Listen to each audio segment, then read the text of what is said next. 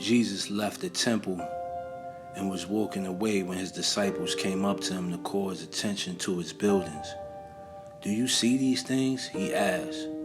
"Truly I tell you, not one stone here will be left on another. Everyone will be thrown down." As Jesus was sitting on the Mount of Olives, the disciples came to him privately. "Tell us," they said, "when will this happen? And what will be the sign of your coming and at the end of age?" Jesus answered, "Watch out that no one deceives you, for many will come in my name, claiming I am the Messiah, and will deceive many. When I took on all the power that I am, and remember that I'm God." You will hear of wars and rumors of wars, but see to it that you are not alarmed. Such things must happen, but the end is still to come. Nations will rise against nations, and kingdom against kingdom. There will be famines and earthquakes in various places. All of these are the beginning of birth pains. Then you will be handed over to be prosecuted and put to death, and you will be hated by all nations because of me. At that time, many will turn away from the faith and will betray and hate each other.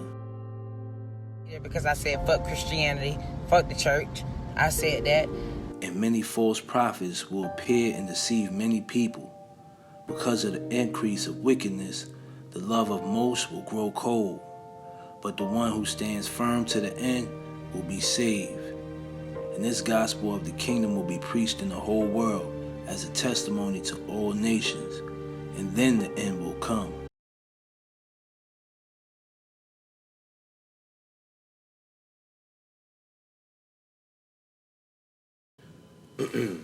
Alright, peace, y'all. Peace. In this video, I'm gonna put a disclaimer out there first and foremost. Alright, so this video is gonna be a little bit eye-opening for some of you.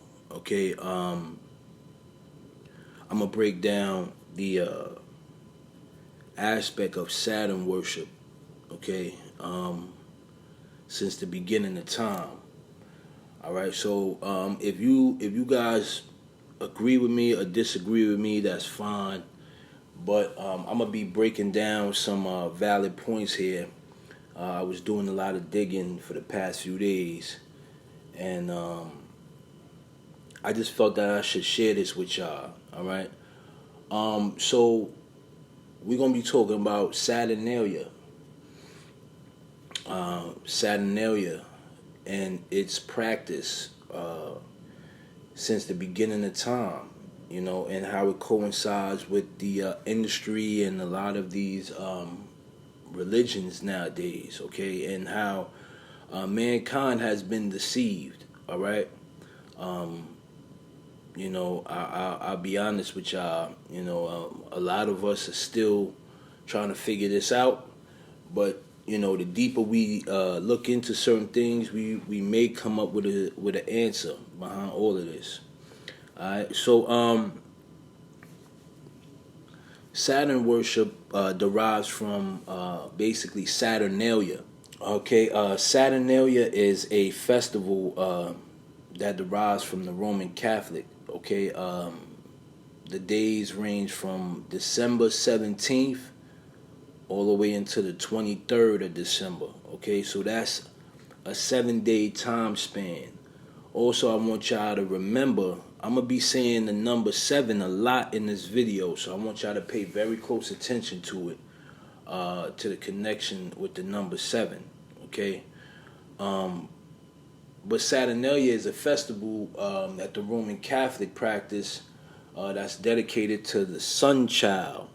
On this day, they would make sacrifices, human sacrifices, and party and drink and gamble and do all kind of vile and disgusting acts on this day. But the pagans worship this time of year. Okay, so from the 17th to the 23rd, this is all pagan stuff. All right.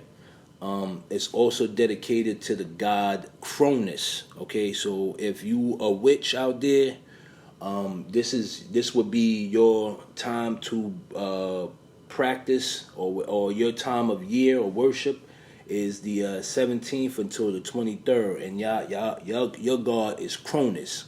All right, this is who you're supposed to worship. If you don't worship Cronus, then you're not really, you know what I'm saying, you're not really practicing it. If you get what I'm saying. So you can't leave that aspect out of it. All right. So out there in the Vatican, every year they do a celebration paying homage to this sun child. Okay. And as y'all can see here, this monument that they have right here at St. Peter's Square, all right, is held up by two Egyptian obelisks. Okay. So at the very bottom, the base of this is Osiris's phallus. All right. And then it's backed by the Greek goddess Ishtar's star, which is the Eastern Star, okay, which represents fertility. All right, so now if you have the phallus in the egg, that gives birth to this sun child, okay, which is depicted here as the crucifix, all right, which is supposed to represent the baby Jesus, but that is a lie, okay, that's a lie. These people are evil people. This is all hidden stuff of the occult. All right, so I'm gonna break this down and why I feel that a lot of these religions are misconception. All right, so yeah, it's sent up here to represent this baby Jesus here. Now, I want to point something out to y'all. Now, if we're going to say that these people are Christian, right? Why would they have this imagery here, okay? This ancient Greek imagery of Osiris's phallus, okay, underneath Ishtar's egg, all right, which is giving birth to baby Jesus. Okay, now this is hidden in plain sight, which most people don't pay attention. All of these people are Catholic or Christian, which think they worshiping Jesus. Okay, but this is all hidden. Okay, this is hidden from the public's eye. All right, it's sick what these people are doing, you know what I mean? But this is reality of it. All right. All right. So when we look at this this crucifix on the top, and it represents the sun child, most people think that this is a representation of Jesus Christ, but it's actually a representation of the god Mithra. Okay. So Mithra is also Saul. Some people call it Saul, which comes from Greek, ancient Greek, is which Saul is another representation of the sun. Okay, the sun is Saul, basically. All right, but this all of this stuff comes from Zoroastrianism. Okay, Zoroastrianism is one of the oldest religions of mankind. All right, and this religion specifically practiced in duality and sacrifices, human sacrifices. Okay, so a lot of this concept that the Bible has of heaven and hell, good and evil, that comes from Zoroastrianism. Okay, but we're gonna get into the story of Mithra. All right, real quick. All right, so Mithra was said to have been the child of the sun. All right, born on December 25th. All right, his day of the week was also Sunday. Okay. And to pay homage to Mithra, every Sunday, they would drink wine and eat bread. Okay, and supposedly he died for the sins of man. All right, so that sounds similar to the same story of Jesus Christ, if you ask me. Okay, and mind you, Mithra was long before Jesus came into the picture. All right, Christianity came 2,000 years later, but this guy Mithra was here before that. All right.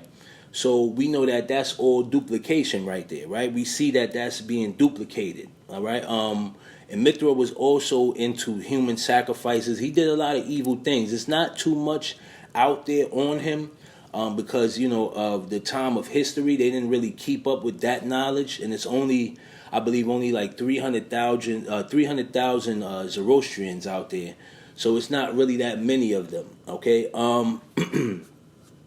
But yeah, this place here, this monument here is a depiction of Osiris, Ishtar, okay, and Mithra, okay. So this is all showing you that this is fake knowledge here. This is all fake knowledge. But why? What I want to point out is why would this stuff be here at a Catholic convention? Okay, if these people are Catholic and Christian, all right, why would this be here? Okay, you guys got to be very careful of the stuff that you bring into yourself. All right, this is why I said. All right, so now this monument is placed at St. Peter's Square. Okay, St. Peter's Square out there in the Vatican in Rome. All right, and if we look at it from a bird's eye view, it resembles a keyhole. Okay, the same keyhole that is on the secret key of Solomon. Okay, this key, this sigil right here is hidden from public. Okay, they don't show this to the people. All right, this is the real key that they show to the public. This 6-pointed star right here. All right, when we look at this 6-pointed star, we see this in a lot of things like Judaism. A lot of things.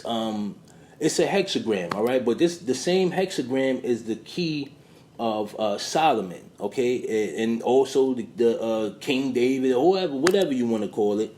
But that's the key that's shown to the public, okay? So then here, I want to talk about St. Peter also. They worship St. Peter. Now, St. Peter, this is what a lot of people get confused, right? Is that when they see St. Peter's cross, they assume that this is in connection with the Antichrist, all right? You see this a lot in the industry, but this is actually paying homage to these individuals here, okay? This is paying homage to these individuals here, okay? But this cross has a meaning behind it. So they when they crucified St. Peter, right? They crucified him upside down, okay? And he was one of Jesus's disciples, okay? I don't really know the story on him or what he was about, but he was one of Jesus' disciples, and they crucified him after Jesus, all right? So you see this a lot, and it represents the Antichrist, but that's to cause the confusion in man, okay? To make the person not look deep into what's going on with this crap, all right? So we know that this cross right here, if you look, if this is being shown to you on television, right, and you see this on TV, you're going to assume that this has to deal with the devil and not want to look into it, right? But this actually represents St. Peter, okay? But the Satanists took this cross and used it for their own good, okay, to go against what Jesus was about, all right? So we got to be careful with a lot of this stuff, man. We got to be careful with a lot of this, man. Also, I'm going to point out too that the 6-point star, okay, that I showed y'all earlier, right, also connects to Saturn, all right, with the atom symbol, okay? So you see this atom symbol here, it's got the same frame and coordinates as the 6-point star, okay? But I'm going to break it down and how it correlates with Saturn and everything. I'm going to talk about how that goes hand in hand too. All right, but I want to point something else out that's very intricate in what these evil reptilians do, okay? So now here, all right, so we want to talk about this right here, okay? So this is actually Paul VI audience hall, okay? This is where the Pope goes and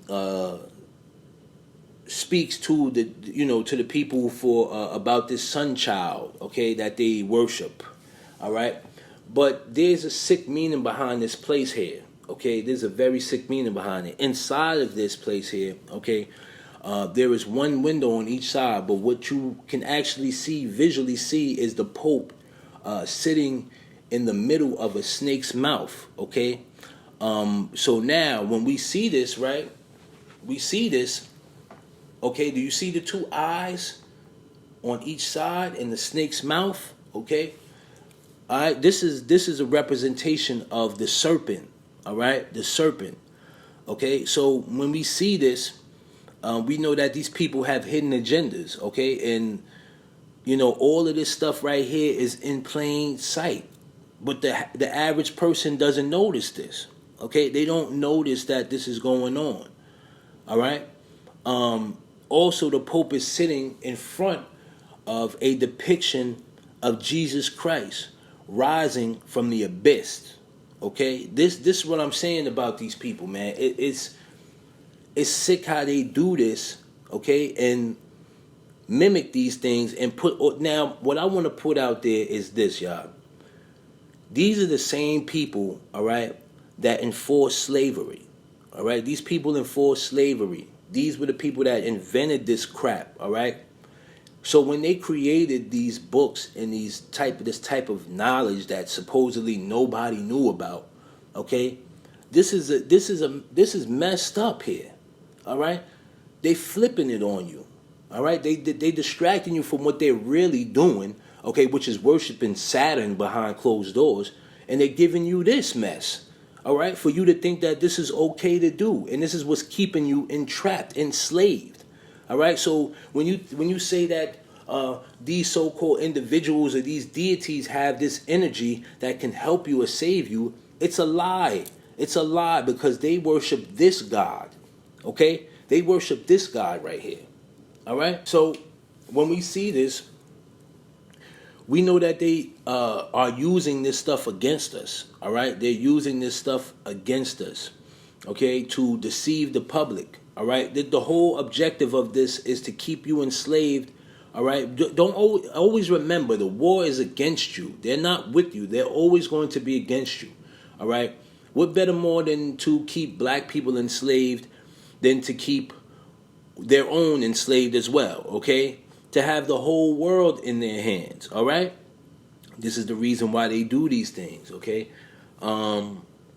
It's sick. Now, I'm going to talk about this crucifix at the top of this monument also, okay? This crucifix at the top actually, and some of y'all ask me, yo, Jay, why you wear ankh? Why you wear ankh, all right? This actually comes from the crux ansata, okay? This is the original cross, all right? That mankind had found. This is a symbol. It actually represents life, protection, fertility, vitality, all high positive vibrational things, okay? So when you talk about the ankh is ancient Egyptian, it's evil. You guys got to do your history on that because you're not well informed, okay? So, but it was turned into, once these people got a hold of this image, right? It was turned into the Tau, okay? The letter T represents the Tau, okay? And then from the Tau, okay, it came into this cross, which is called the crucifix, all right? So the crucifix is actually a representation of these Roman Catholic people here, okay? So when you see that cross that was at the top up there, right? You think that represents life and Jesus and all of that. No, that represents Mithra, okay? That's a representation of Mithra. I told y'all this, all right? So when we take that actual crucifix, right, and we lay it out flat and fold it into a three-dimensional form, okay, it actually turns into the box of Saturn, okay, the box of Saturn. Now, a lot of y'all see this box, right? It's pretty much everywhere in TVs and shows. Hell, Roddy Ricch has even made a song about it, right? The box, right? We see the box everywhere. Everyone talks about this box, right? This box is actually a representation of Saturn worship, okay? So when you see this box, or when you hear people talking about the box and all of that stuff, that's all satanic, okay? So this is why when you hear that song with Roddy Ricch, he's making those weird noises in the beginning, all of that stuff, because he's conjuring spirits, all right? These are the weird noises that they're hearing on Saturn, okay? So I'm gonna break down the connection to the Saturn box and Satan worship, okay, and how it's been depicted in all sorts of religions, even in the media. All right, we're gonna talk about it though. All right, so in 1981, right, NASA had went on a Voyager probe to Saturn. All right, and I know y'all gonna say, yo, Jay, NASA is full of crap. I know it's media. I know, but you still got to pay attention to these things because The simple fact is that they use that to communicate to their own. Okay, so it'll go over the human's eye, the most person's eye, for that specific reason. Okay, but in 1981, NASA went on a Voyager probe to Saturn, where they heard some strange sounds. Okay, and then they found this hexagon shape at the top and bottom of Saturn. All right, which they called the vortex. Y'all see that 6-point star again? All right, this is the 6-point star that I was telling y'all about. That was surrounded by the Mother Mary's head. Okay, this is what I'm saying. Like it's sick, man. This is what they doing though. This is what they doing. All right. So when we see this 6-point star here, we see that there's a connection with the key, the key of Solomon. All right, which is also depicted here on top of Saturn. Okay, it's unbelievable, man. All right, this is what they doing behind closed doors, but they're feeding the public, okay, Christianity and stuff like that. You know what I'm saying? Catholicism and Christianity. These people are doing, foul things behind closed doors. All right. So we're gonna talk about it. The connection this Saturn worship has. All right, and all of this connection to it. All right. So the first religion known to mankind, right, was Hinduism. All right. Any other religion follows basically that doctrine. All right, but in Hinduism, they also practice Saturn worship with the god Shani. Okay, the god Shani represents the child of the sun. Okay, so you see that there's the child of the sun, is the connection to that cross at the top of that thing. All right, so it's all connected there. All right, so you see this, right? The same dialect as Saul or Jesus. All right, it's the same thing. Also, I want to point this out to black people, man. I'm speaking to black people directly. If you look at this chart right here, right? None of this has anything to do with us. All right? You have Hinduism, okay? That's the Indians, all right? You have Judaism, that's the Jews, okay? You have Zoroastrianism, that's the Jews and the Indians. You have Buddhism, that's the Asian. You have Confucianism, that's... Come on, shall I go on? None of this stuff has anything to do with black society, all right? There's no African roots in any of this stuff, all right? None of it. None of it. I don't care what anybody says. There's no African roots in any of this stuff here, all right? So also, Judaism also worships Saturn, okay? With the Teflon, all right? The Teflon is basically a black box, right? That people in Judaism use. Okay, they put scriptures in this black box, all right? And they wrap this band around their arm 7 times. Remember, I said that number 7, right? Pay attention to that. That's going to be very detrimental. Okay, that number 7. So they wrap this band around their arm 7 times. All right, and they pray for a certain amount of hours. All right, in the morning. All right, and this is what they do. This is their belief system. Okay, they believe this black box to be a direct command from God brought by Moses. Okay, so any other shape that they use or try to do this with, if they use a circle, it's not godly. Okay, so it has to be this black box here. All right. Now, I'm gonna break down the black box too. Okay, this whole black box situation. Let me get into it. All right. Also, the Muslims also have a connection to this black box. Also, once a year. All right, where they take the Hajj, and they circle around this Kaaba. All right, 7 times. Okay, just like that Teflon in Judaism, okay, that's 7 times, okay, this black box and the 7 times, okay, so keep that in mind, all right, and the circular motion, okay, the circular motion, how the Judaism have to tie it around their arm in a circular motion 7 times, okay? And the Muslims have to walk around this Kaaba 7 times in a circular motion. If we look at the vortex that was on Saturn, okay, that rotated in a circular motion, okay? And that circle is going around, all right? So, now if you look at a hexagon, I'm gonna break this whole black box theory down. Now, if you look at a hexagon, right, it has 6 sides, all right, which in geometry can resemble a cube, all right? A cube ultimately has 6 sides in total, all right, when looking at it from a 3D standpoint. It could be viewed as a 6-pointed star, okay? So if you do it in the 3D aspect, it'll still amount to a 6-point star, all right?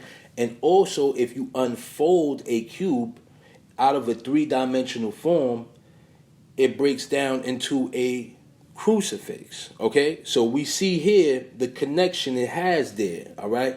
So now we know that all of this stuff is connected. The 6-pointed star, okay, the black box, okay, and Saturn worship, all right? It's all going hand in hand, all right?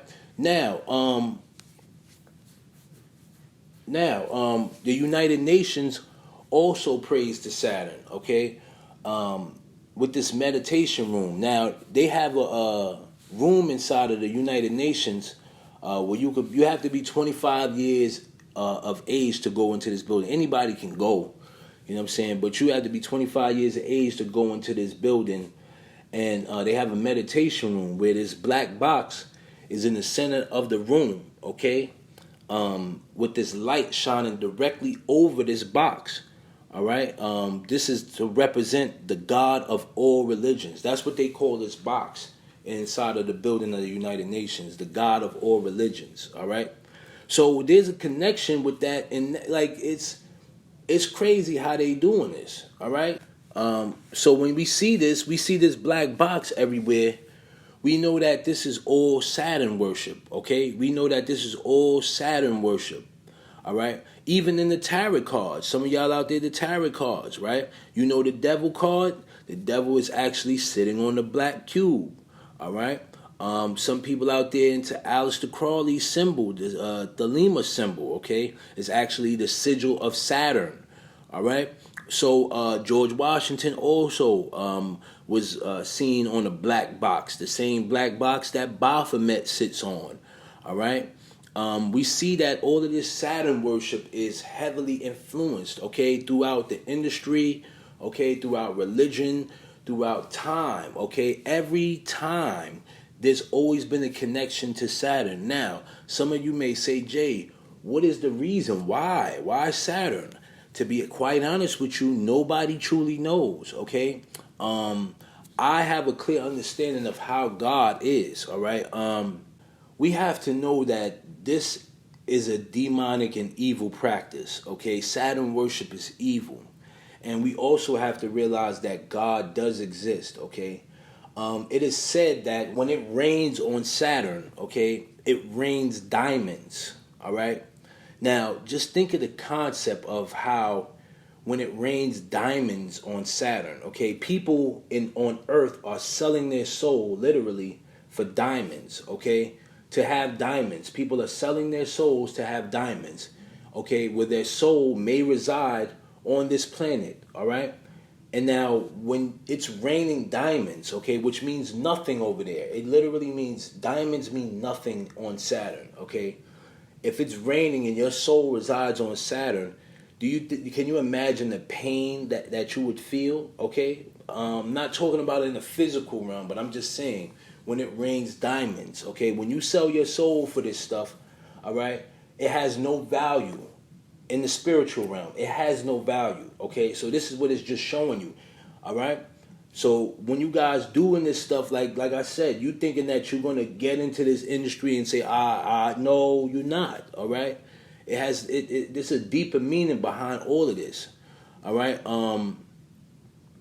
Also, I want to explain the winter solstice. Okay, some of you don't really understand what a winter solstice is and why there's such a dark energy around this time. Simply, it's the same as when flowers don't bloom or die off. Okay, it's the same concept. A winter solstice is when the sun is actually sleeping or taking a rest, as some would say. Okay, rejuvenating itself for the springtime. All right, so when you see it's real gloomy and cloudy around this time of year, all right, it's that representation of the winter solstice. This is why a lot of deaths are seen done. There's a lot of deaths done, a lot of people dying, a lot of sacrifices. Okay, Saturn worship, all of this stuff is paid to this energy here. All right, so when we see this, yes, it's very satanic. All right, I'm gonna be honest with you, it's very demonic and satanic. Now, some of y'all may say, okay, maybe I should get into Saturn worship. I'm going to just let y'all know this now. Saturn worship is a very dark energy, okay? This is why people go crazy. If you start messing with that stuff, you're going to lose your train of thought. You're going to lose your mind. You know what I'm saying? You might kill yourself. I read a book on Saturn worship one time, right? And I just say I went through a very depressing time in my life, and I couldn't understand why.